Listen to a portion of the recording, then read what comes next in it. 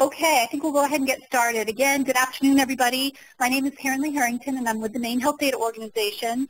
And I just want to thank you for taking time out of your busy schedules to join us this afternoon for this webinar on an update in terms of where we're at with CompareMaine. And just a couple of reminders before we get started. If you need to leave your phone, or if you could just actually mute your line, not put us on hold, but just mute it, that would be great. If anybody does put us on hold, we might be listening to your hold music, and that would not be so good. Also, there is a chat feature in the webinar today, so if you've got questions as we go through the presentation, please feel free to use that chat feature to submit your questions. And we will try and address as many of the questions that we get on this call today, and we'll also prepare a Q&A. And then if there are questions that we don't get to and we need to follow up, we'll include those in the Q&A. So with that, let's go ahead and get started. Today on the phone with me, I have a number of folks from my extended team. There's representatives from our lead consulting group, which is Human Service Research Institute, and NORC out of the University of Chicago. And I will be starting this afternoon's presentation, but then I will be turning things over to Katie Howard, who's been working very closely with this data, who's with HSRI. So if we could move to the next slide. I just want to take a minute and review the agenda. Our goal is to end this session on time, so we're committed to wrapping up by 4 o'clock. And just as a reminder, we are recording this session, and we will make it available on the MHDO website for future reference. Or if there are folks within your organization that were not able to listen in today, please let them know that there is this recording that will be available. So today we want to spend some time just, again, level setting in terms of what this CompareMaine website is all about. We want to provide you some updates based on the feedback that we've received from many of you to date as part of the initial round of reviews that you all have been part of. Then we want to spend some time talking about the methodology that we use to calculate the cost for the inpatient surgical procedures that we've just sent to you in your individualized spreadsheet. We want to take some time and review some of the revisions that we've made in the updated cost data spreadsheet, review the timeline for the release of CompareMaine, and then open it up to any additional questions that you may have. So with that, I'm going to jump right into, and I'm going to quickly move through sort of the introduction so we can get to the heart of today's discussion. So just as a reminder, today the Maine Health Data Organization currently meets its legislative mandates to publicly report healthcare cost data through its current health cost website. And then the requirements that the Maine Quality Forum has in collaborating with MHDO in cost and quality transparency. We report a number of different quality data vis-a-vis a website called Monarch. And for those of you that are not familiar with Monarch, this is a tool that was developed by ARC, and it basically allows us to import our inpatient hospital data, and it calculates all kinds of rates and measures of hospital quality, utilization costs, and some data on avoidable stays. And that's currently on the MHDO website. We also have a website that is all about patient experience. And for those of you, many of you, I'm sure, have been involved or part of the voluntary effort with the Maine Quality Forum around this whole survey initiative. and the results of the surveys we are publicly reporting on our Patient Experience Matters website. And then we report annually. The Maine Quality Forum is required to support to the legislature an annual report on the status of healthcare-associated infections in the state of Maine. So as we've said, I think in our last webinar, there's a lot of information that we are publicly reporting, but it's in all these different websites. And then, of course, there's all kinds of information that you can get at more of a national level as well. Next slide. So our goal when this opportunity came up to apply for some federal funding to continue to enhance our transparency efforts, our goal was really to develop something that began to integrate all of this different information into a common website.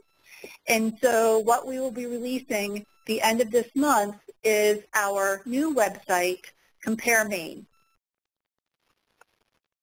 So this new website will primarily provide a comparison of costs by procedure, by facility, and health plan for, I believe, the top 5 health plans in the state. And as we said in the previous webinar, we are required by Maine law to do this. And for those of you that are looking for a reference, it's Title 22, Chapter 1683, Section 8712. CompareMaine will replace the current Health Cost 2014 site, which was the original, or the basis for the original MHDO cost comparison website that it launched many, many years ago. CompareMaine is also going to include 3 measures of quality. And those measures of quality will be in the following categories: patient experience, serious complications, and healthcare-associated infections. And we'll talk more about that in a minute. As I mentioned earlier, this enhancement, this new website, has really been funded through 2 federal grants that we received from CMS. And again, it's funding that supports the promotion of price and quality transparency. The source for the cost data is Maine's all-payer claim database. And the development of the site included input from many stakeholders, including an MHDO consumer advisory group, which we convened a little over a year ago. So again, for many of you, this may look familiar, but just for those of you that may not have participated in the first call, some of the key differences between health cost, the current health cost site versus our new site is in the current health cost site, there's been some issues around the methodology for calculating the cost estimates. And in our new world, we have been working for quite some time with many experts in the field to develop a more nuanced, tailored methodology that addresses some of the issues with the data concerns that we had, and it also allows us to bring in different categories of CPT codes, which currently we, in the current site, we're not reporting on. In the current site, there's a limited number of facilities, and there's an exclusion of provider practices. In the new site, we're bringing in facilities that are not just hospitals, but clinics, imaging centers, labs, provider practices. So we are expanding the number of facilities that we're reporting on, and we plan on, over time, adding more and more facilities to the website. Again, the current site does not have any quality data, and this new site, we will be bringing in quality data. And then we have completely revamped the whole interface, the functionality of the site, working with our consumer advisory group. So the branding, the functionality, all of that will be new with our CompareMaine site. So as I mentioned earlier, we're going to be adding data to CompareMaine, adding quality data to the CompareMaine site. In the process for adding these quality measures, we really were focused on looking for data and information that is already publicly available. So we are not developing new measures. We're not in that business. What we're really looking for is data and information that's already out there, whether the MHDO collects it or whether it's data that's collected at another level. We're looking for information that you already report on that's already publicly available. And so as part of the process of figuring out what measures might fall into that category, we did a review of sort of the landscape of reporting and availability. We also spent quite a bit of time talking with the consumer advisory group around what quality means to them. And they actually came up with the 3 categories that we are reporting on. And then the final decision around how to proceed forward with the quality measures came from the MHDO Board of Directors. So just quickly, what you see in front of you is a table that lists the quality measure that we will be reporting on, the data source, the latest data that's available, where the data is currently publicly reported. And one of the things that was really important to the MHDO Board of Directors was that we not just compare against a state average, but that we also, to the extent available, we compare to a national average as well. And so you'll see what measures have a state and national benchmark available. So the next slide is a screenshot of one of the pages of the website. And we wanted to put this out there to give you a sense of how this is all going to come together. And again, this is just part of a page. It's not even the full page. But to give you an idea of how all the information will be arrayed on a page. So you'll see the names of the facilities at the top. And in this view, we're looking at comparing 3 facilities alongside each other. And you'll see the cost, the average cost for this particular procedure, which is a new patient preventive care visit for adults ages 18 to 39. And then it shows the average cost across the 3 facilities. And then there's a column for, or a row for facility volume. And we're going to talk more about that as we move through the presentation. We've changed how we are presenting facility volume based on the feedback that we received from many of you. And again, Katie will get into more of that in a few minutes. And then there's a comparison to a Maine state average. And then you'll also see the quality measures, and all you can see right here is overall patient experience. But the way we will be displaying performance relative to the different quality measures is through the icon that you see that looks like the cell phone bars in your phone. And you'll see underneath the description, worse to better.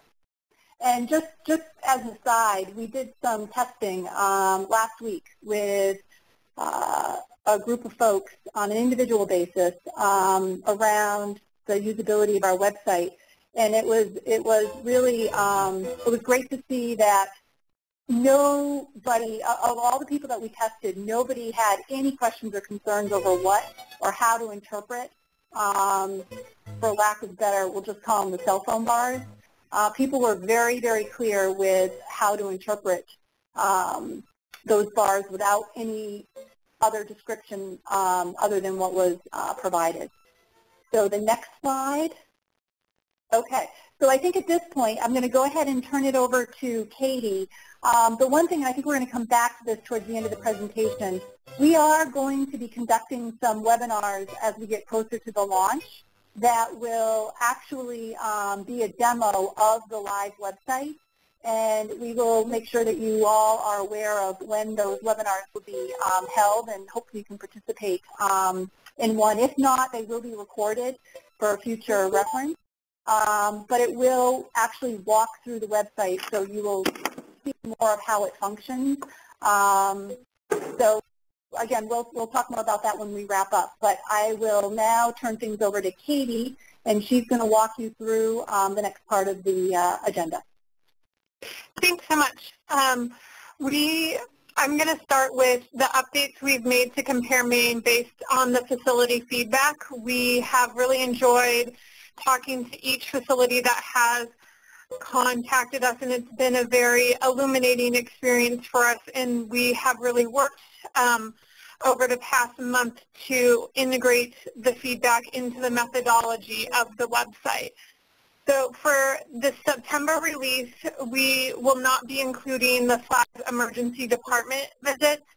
After talking with several hospitals, it became clear that there are some cost discrepancies as well as some payment discrepancies, and we'll tentatively be releasing those procedures in January 2015.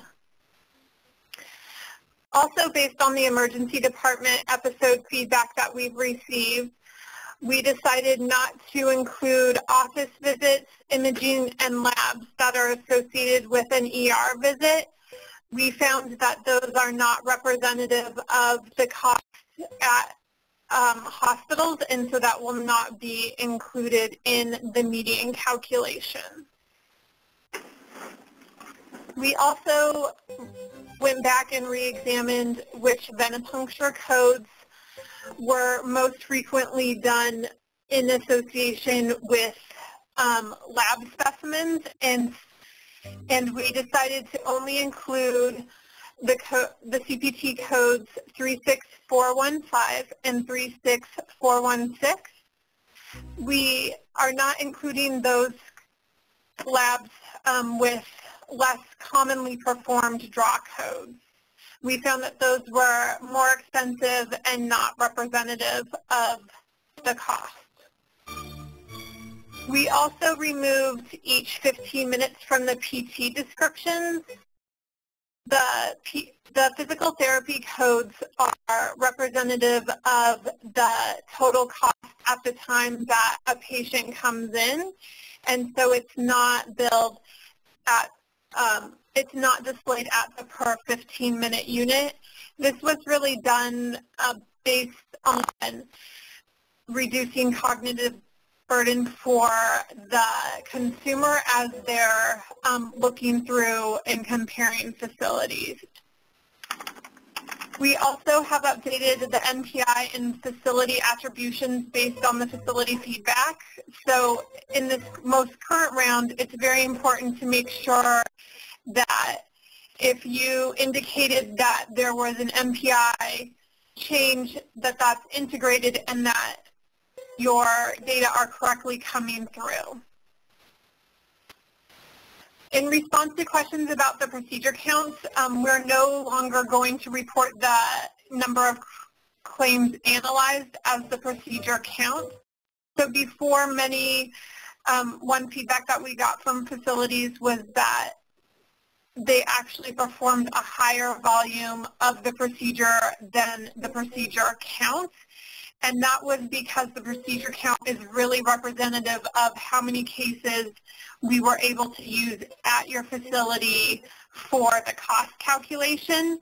So instead we will be characterizing facility volume as low, medium, or high based on a comparison of all facilities with data for each procedure. And I'll go more into that on the next screen. For presenting procedure volume, we'll be using a relative methodology to determine the categorization. And so that means that the number of procedures performed to qualify as low, medium, or high will change for each CPT code. We believe that this will create a more meaningful categorization for the consumer and reduce cognitive burden while more accurately representing facility volume. And so we'll be taking into consideration the minimum counts a facility has, the maximum count a facility has for each procedure, as well as the average number of procedures performed at a facility. For example, for a CPT code where the minimum count is 10 and the mean is 100 and the maximum is 200, the low count would be facilities with counts of 10 to 55 procedures. The medium count volume would be for facilities where they performed 56 to 149 procedures, and then the high count would be for facilities with counts of 150 to 200 procedures. The other piece of feedback that we really got was that since we're not including Medicare or Medicaid claims for the cost count, that if a facility had a high number of that procedure being billed through Medicaid or Medicare, they weren't getting credit for that in the procedure count, and so that will be taken into account when looking at the relative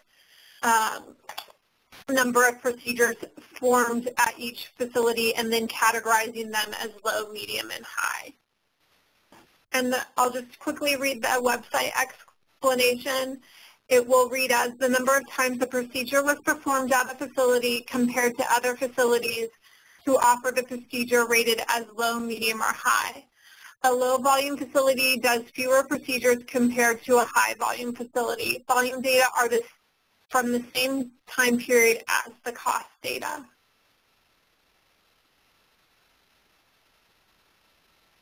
And so I just quickly wanted to review the cost methodology for the website.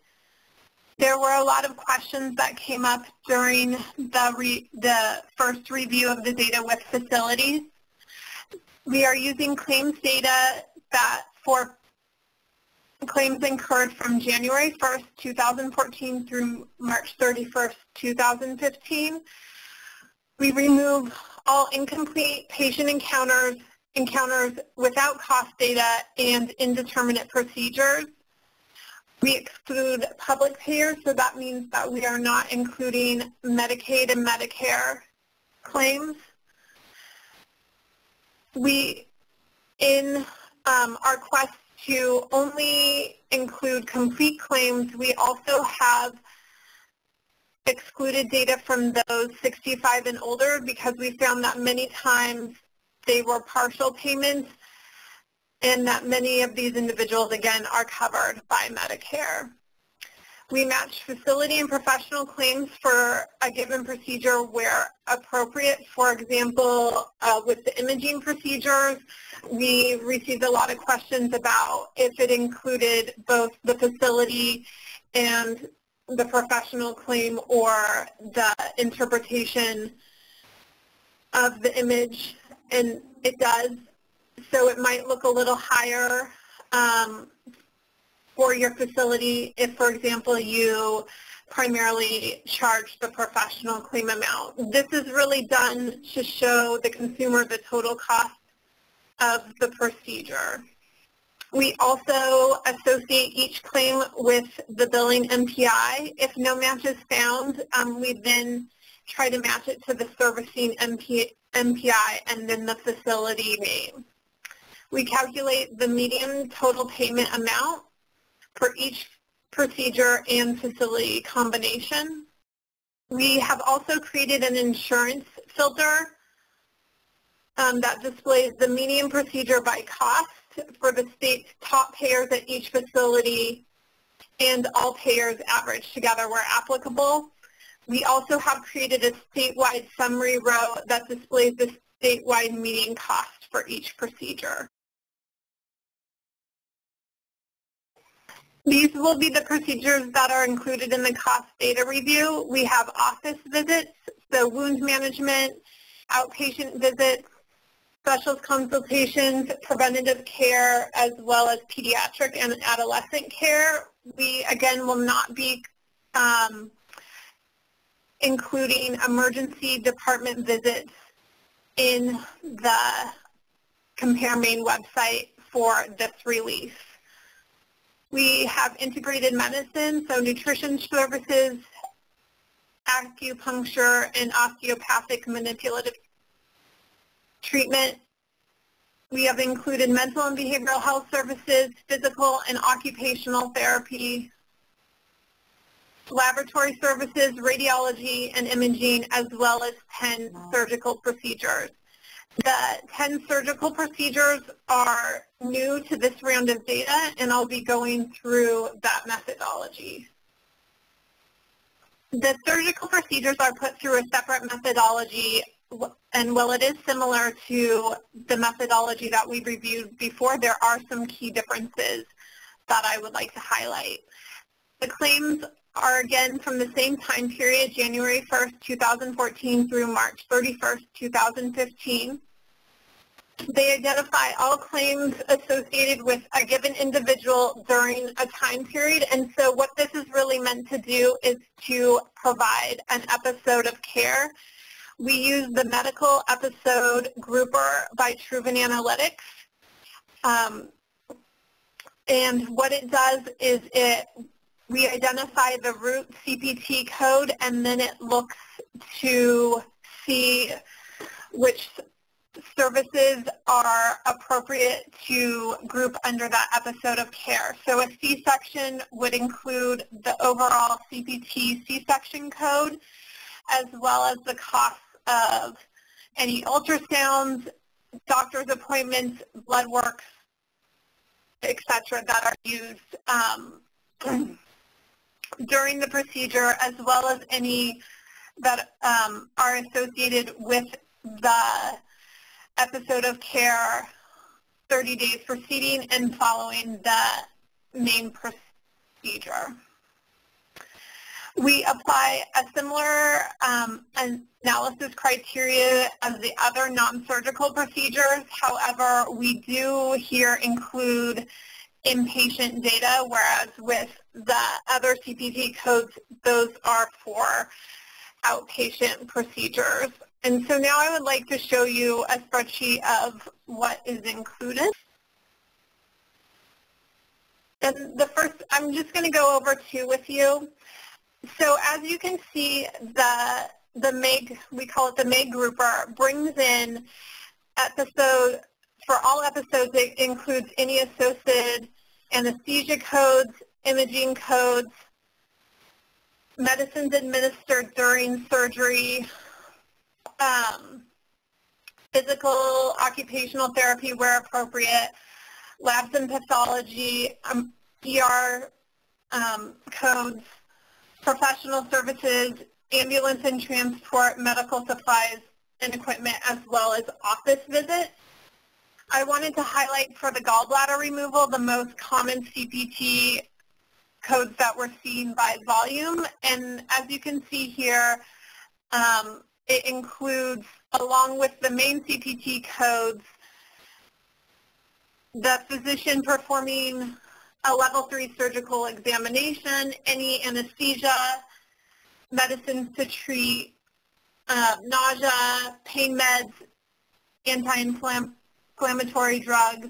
It also includes, you can see the labs are a very common co-occurring CPT code, as well as the ER visits. What happens with the MAG grouper is as well that I should point out is that the facility with the most amount of costs associated with the given procedure is the facility to which the cost will be attributed. So even if, for example, an individual goes to Maine Medical Center to get their gallbladder removed, and then they follow up at a separate doctor's office, the whole episode would be attributed to Maine Medical Center. And then if we could look at vaginal delivery. So again, with vaginal delivery, as with all of the surgical procedures, it will be associated with the facility that shares the greatest proportion of the cost. And here, some common CPT codes that occur with the root CPT codes are the fetal examination, a fetal non-stress test, cultures to check for pathogens or bacteria, ultrasounds,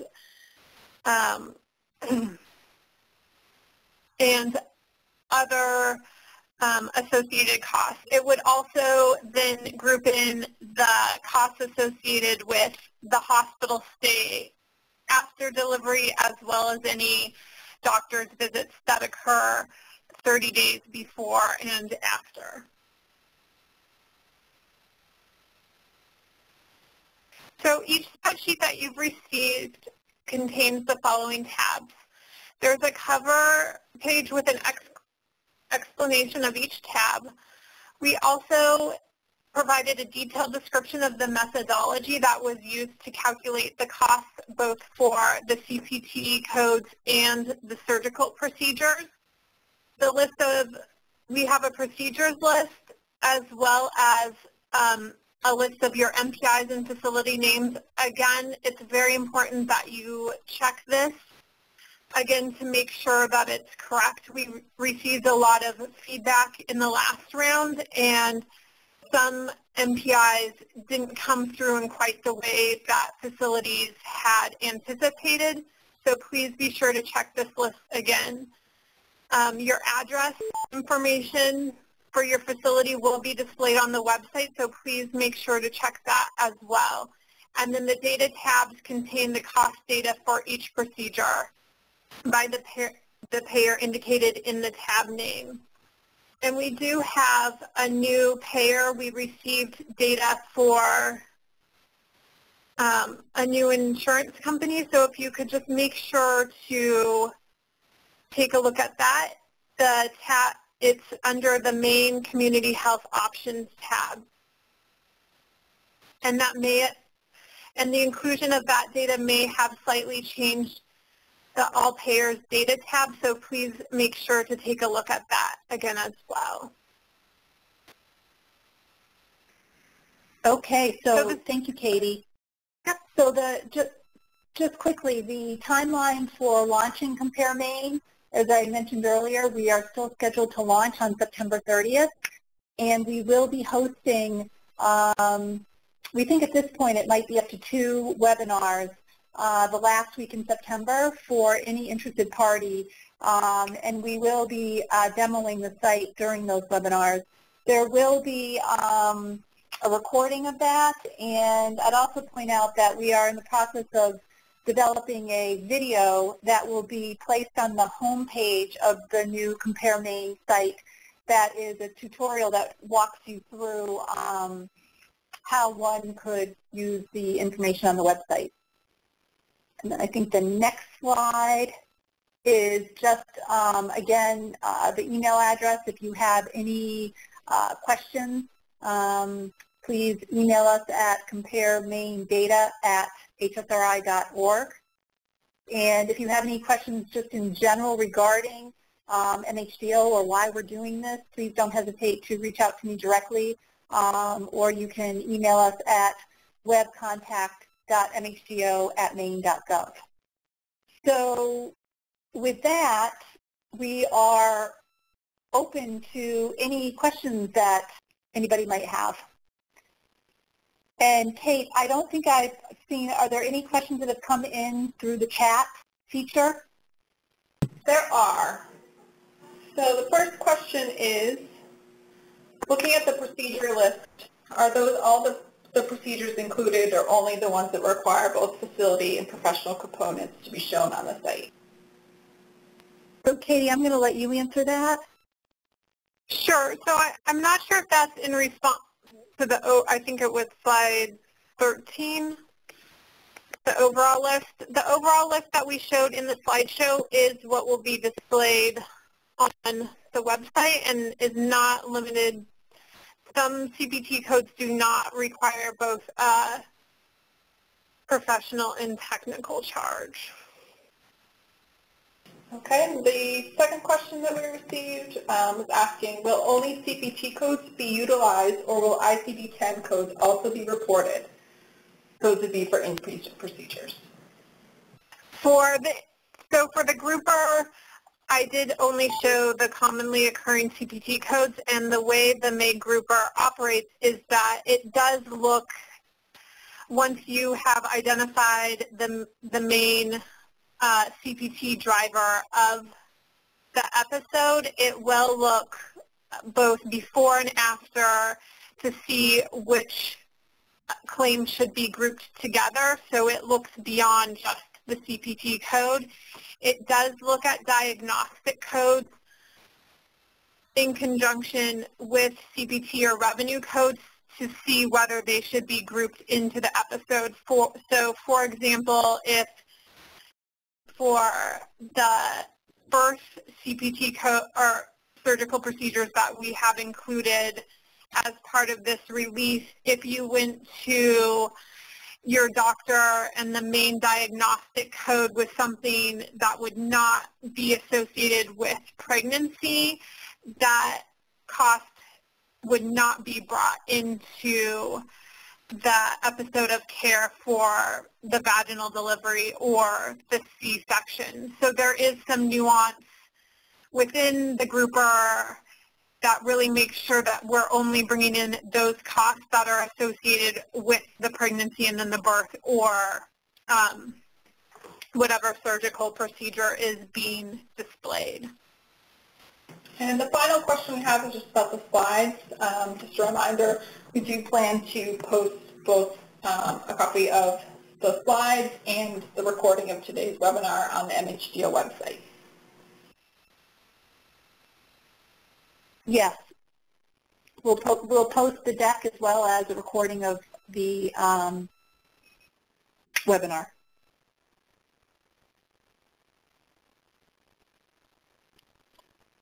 So, Kate, there are no additional questions via the chat feature? Two more just came in. The Okay. next one is asking, will we have access to the MEG grouper to know what CPTs are included? We could provide a general overview. How the MAID grouper works is that there's not a set list of codes that are associated with an episode of care. It's really done on an individual basis. And so while we can provide some of the CPT and revenue codes associated with it, we're looking more for directionally, does the cost associated with your facility make sense? Taking into consideration that, for example, if another facility is doing the anesthesia or the doctor's visits, those costs are going to be pulled in under your facility if your facility is bearing the majority of the cost for that procedure. All right, and the next question is, well, there's a statement. C-sections can be done on the inpatient side. They will not have CPT codes. Will these be included if they do not contain CPT codes? Yes. So the costs will be brought in even if they aren't. They don't have a CPT code associated with them. Again, the MAID grouper uses that CPT code as a starting point to look back in the patient's claims records as well as forward to see what should be brought under it. And it is also taking into consideration diagnosis codes to decide what to bring in. And therefore, it's not only bringing in CPT codes, but it will bring in those costs associated with the bed in the hospital, durable equipment goods. It also as well brings in pharmacy data where relevant for the individual as well. Okay, and the last questions are about, we mentioned in the methodology section of the webinar that we were sometimes including looking for both professional and facility costs. And we stated that it was on the procedure page, but it is not. So I think this is asking for an indication of whether a procedure is requiring both professional and facility. So we could pull together a list going more into detail where we do require a professional in a facility. And similarly, we've also been asked, will we list what CPT codes are included in a procedure?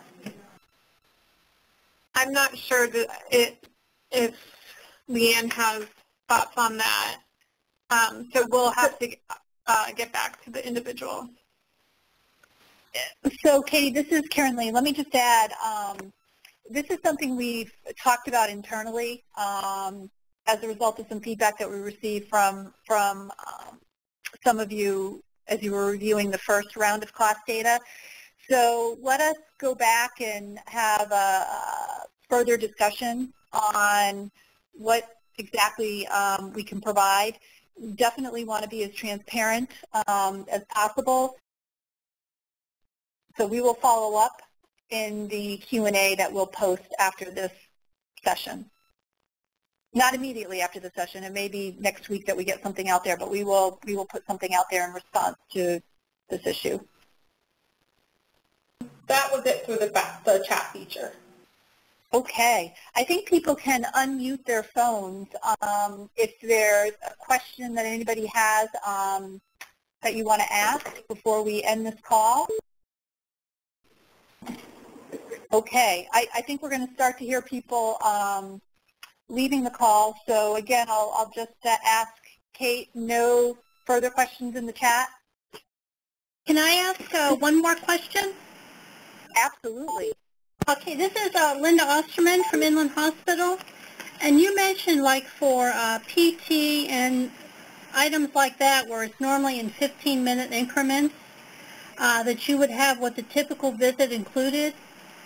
Like say will we know whether you assumed it was 45 minutes or an hour and 15 minutes, like of initial evaluation, or how I'm just trying to think how we can get comparable data to compare to yours to make sure ours is correct. So I think Katie, one thing that other facilities have done is they've looked at the total claims, so we don't do the since we're not doing the per unit cost. I would say that it appears that at most facilities they're billing more than one unit, and so some facilities have been able to go through their claims data and see whether that makes sense for what they know they're billing for that specific CPT code. Okay, and can I ask one more question? Sure. When you talked about the procedure count and low, medium, and high, and you don't include Medicare and Medicaid claims in your data, but like if you have a hospital that, say, has 80% Medicare patients and another one that has 20%, you said you would include the quantities in the comparison. So is that going to reflect, like the hospital that has 80% Medicare, that they still do that many more procedures, that there'll maybe be a high procedure volume rather than a low? Yeah, so that was where we were really running into some issues, is that some hospitals do have a high volume for a given CPT code, but it wasn't coming through in the data because we don't include that in the cost calculation, and so we will be taking that into consideration in the low, medium, high volume calculation. Okay. Thank you. Mm-hmm. Are there any other questions? Hi, Karen Lee. This is Tom Seeger with Community Health Options. Hey, Tom. Hey. When we reviewed the data that you returned to us, we did come up with one question. We noticed that there were a number of PCP providers that did not appear with any evaluation and management procedure codes, which we would have expected. And I'm wondering if that's a case where that range of codes would require both the facility and professional components. And so I'm sorry, for what CPT procedures was that for? For example, for the E&M range, like 99211 through 99215. I don't believe those require both, but I would have to get back to you on that. Okay, thanks. And so I'm sorry, those weren't coming up through at all for you, or they were coming through at a very low volume? Well, we saw some of those PCP providers that didn't appear with any of the E&M codes. Okay. Okay, yeah, we would have to look into that further. It also may be an MPI issue, and so we've really worked to sort through that and gather as many as possible, but we haven't been able to always receive a complete list. So, Katie, I'm thinking that it might make sense, given this is a specific question, that we'll follow up, Tom, with you directly. Sure. And then if it is applicable, we will definitely include this in our Q&A. Okay, are there any other questions? Kate, anything come through the chat? Nope, nothing new. Okay. Well, as always, please don't hesitate to reach out to either HSRI or MHDO, myself, with any questions that you might have as you're reviewing this information. When we started planning for this effort, I think now 2 years ago when we were writing the grant application, it felt like 2 years was way off into the future, and it's hard to believe it's less than 4 weeks away. Really excited about where we are going, and again, thank all of you for the feedback that you've provided as part of the initial review, and look forward to ongoing feedback from you. As we've said to our board and to the stakeholders that we've been working with, this is not something we release in September and then that's the end of it. This will be something that we will be continuing to update and maintain. And I think I said earlier today in an email to our consumer advisory group, I look at it like a fine wine. It's going to get better with age and with feedback from you all. So again, thank you. Look forward to future conversations and your participation hopefully in a webinar later this month where we will demo the website. And with that, I think we'll go ahead and close the webinar. And again, thanks everybody. Thank you. Bye-bye.